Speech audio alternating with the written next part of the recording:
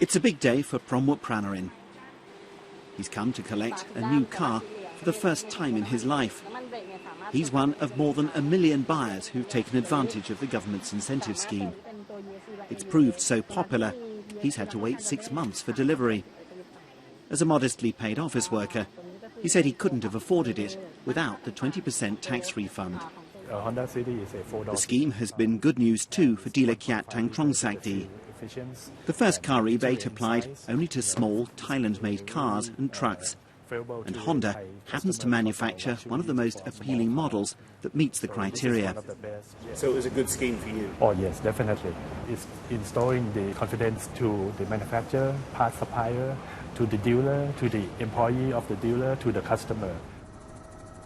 Following the severe floods in Thailand 2 years ago, the first car scheme has given a useful boost to the big Japanese manufacturers here.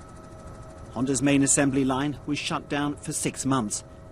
But for the past year, they've been working shifts around the clock to keep up with the surge in demand. There's no shortage of critics, though, who question the scheme's real value. One of the significant impact of this scheme is on the level of household debt. Household debt has jumped from about 55% of GDP when this government came into power to current levels of close to 80%. And what we're finding is that car production this year is being ratcheted down simply because the first car scheme took up at least a couple of years of demand from the industry. It's been the constant claim of Mr. Thaksin's various parties that they're the true champions of the poor.